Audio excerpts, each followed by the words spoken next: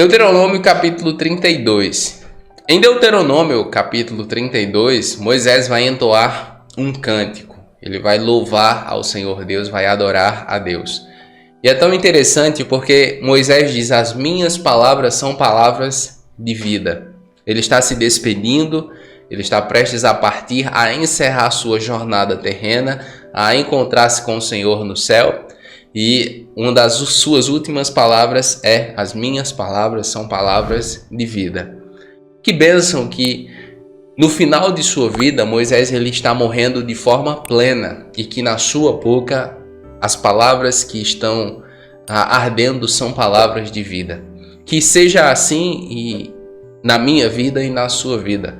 Há muitas coisas que nós podemos aprender aqui com essa atitude final de Moisés. Por isso, fique comigo aqui até o final, porque eu tenho certeza que você vai ser muito edificado, edificada. Lembrando que se você está chegando agora e não se inscreveu no canal ainda, se inscreva clicando no botão vermelho aqui embaixo. Clique no sininho e ative todas as notificações e não esqueça de deixar o like. O seu like ajuda demais na divulgação e vai fazer com que mais pessoas sejam alcançadas. Se torne membro para ter acesso a conteúdo exclusivo e se você quiser ficar ainda mais conectado conosco, basta me seguir no Instagram, @DiegoNascimento316. Amém? Vamos lá? Deuteronômio capítulo 32, a partir do versículo 30 está escrito assim: E Moisés recitou as palavras desta canção, do começo ao fim, na presença de toda a Assembleia de Israel. Versículo 32. Escutem, ó céus, e falarei, ouça, ó terra, as palavras da minha boca. Que o meu ensino caia como chuva e as minhas palavras desçam como orvalho, como chuva branda sobre o pasto novo, como garoa sobre tenras plantas. Como eu gostaria que todo ministro do Evangelho, que toda ministra do Evangelho tivesse essa atitude. O meu ensino caia como chuva, deseja Moisés. Muitas vezes, nós estamos como ministros do Evangelho, nós estamos tão ansiosos para condenar as pessoas, para apontar o dedo, para dizer que somos melhores, enfim, para nos auto-vangloriar, que esquecemos que devemos ser como a chuva que rega a terra. E ao invés de ser como a chuva, nós nos tornamos como uma tormenta sobre a terra, como um calor abrasante, como raios que mais destroem do que geram vida. Moisés, no final da sua vida, está dizendo que o meu ensino caia como chuva e que minhas palavras desçam como orvalho. O apóstolo Paulo disse que toda a escritura é divinamente inspirada pelo Senhor Deus para exortação, edificação e correção dos santos.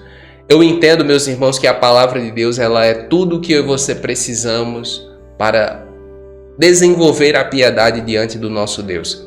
Eu entendo também que nós não podemos ouvir somente coisas que nós gostemos, nós temos que nos alimentar de toda a palavra. É exatamente isso que eu procuro viver aqui no Jesus e a Bíblia.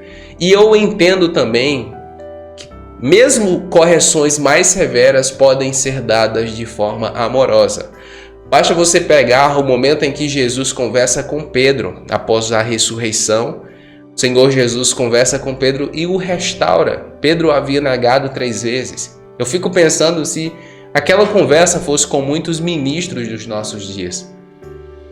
Ministros severos, ministros implacáveis, ministros que muitas vezes a sensação que eu tenho quando eu os ouço é de que eles não são homens, são anjos, porque não tem condição de um ser humano falar daquele jeito. Nós somos todos pecadores.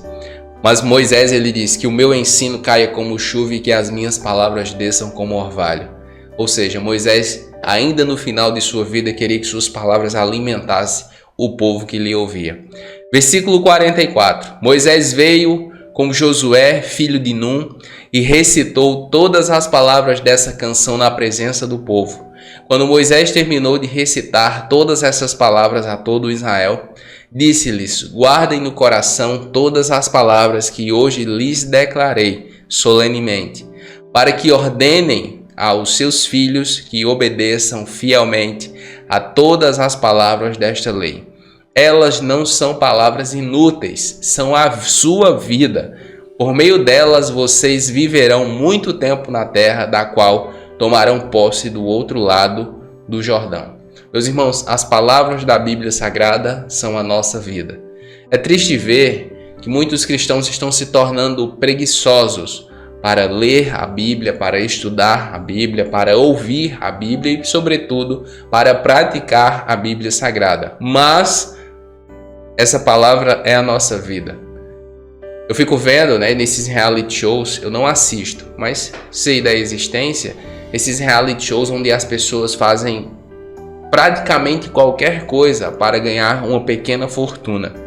Mas estudos apontam que a maioria, 90% dessas pessoas que ganham em loteria ou esses prêmios de reality show, a maioria, 90% deles, volta basicamente ao estágio inicial e como eles eram a vida anterior antes do prêmio, porque não sabem administrar, não sabem cuidar. O Senhor Deus está nos dando aqui o segredo para uma vida abundante nele. É somente que eu e você conheçamos sua palavra e vivamos de acordo com ela. Por isso que ele disse nos capítulos anteriores, não é tão difícil assim. Meus irmãos, de fato, para vivermos uma vida plena em Cristo, não é muito complicado. O problema é que muitas vezes nós abandonamos o princípio. Elas não são palavras inúteis. Muitos cristãos hoje estão entediados com a igreja, estão entediados com o culto, estão entediados com uma série de coisas. Mas essas palavras são a nossa vida. Eu espero que seja a sua vida e eu espero que você viva segundo essa instrução. Seguindo, ele continua dizendo aqui no versículo 48. Naquele mesmo dia o Senhor disse a Moisés: suba as montanhas de Abarim até o monte Nebo, em Moabe, em frente de Jericó, e contemple Canaã, a terra que dou aos israelitas como propriedade. Ali, na montanha que você tiver subido, você morrerá e será reunido aos seus antepassados, assim como seu irmão Arão morreu no monte Hor e foi reunido aos seus antepassados. Existe uma grande discussão sobre se Moisés morreu ou não. Eu não vou me ater a ela porque não faz diferença, na minha opinião. Muitos dizem que ele pode não ter morrido porque ele apareceu a Jesus junto a Elias e Elias foi arrebatado. Mas as palavras que o Senhor Deus utiliza aqui em Deuteronômio são muito claras de que ele tenha morrido. Nós vamos ver no capítulo 34 que é o próprio Deus quem o sepulta, mas isso não significa que ele não tenha morrido. De uma forma ou de outra, na minha opinião, é uma controvérsia desnecessária, porque quer ele tenha morrido ou quer ele tenha sido arrebatado, ele está na presença do Senhor e o que nos interessa aqui é o final de um ciclo. Ciclos começam e ciclos terminam e nós precisamos estar prontos para essas transições. O que aconteceu aqui no caso do povo de Deus, no caso do povo de Israel, é que quando essa transição aconteceu, lá estava Josué, pronto para assumir este novo posto e iniciar uma nova etapa na vida do povo de Deus. Eu e você precisamos estar atentos.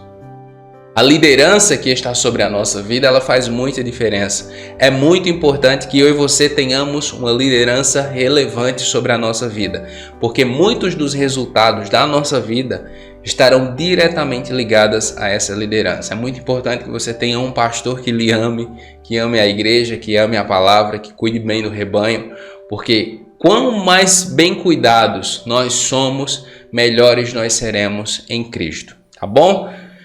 Eu espero sinceramente que essa palavra fique no seu coração, que você seja edificado e edificado por ela, porque como está escrito aqui, essas palavras dão vida. Amém?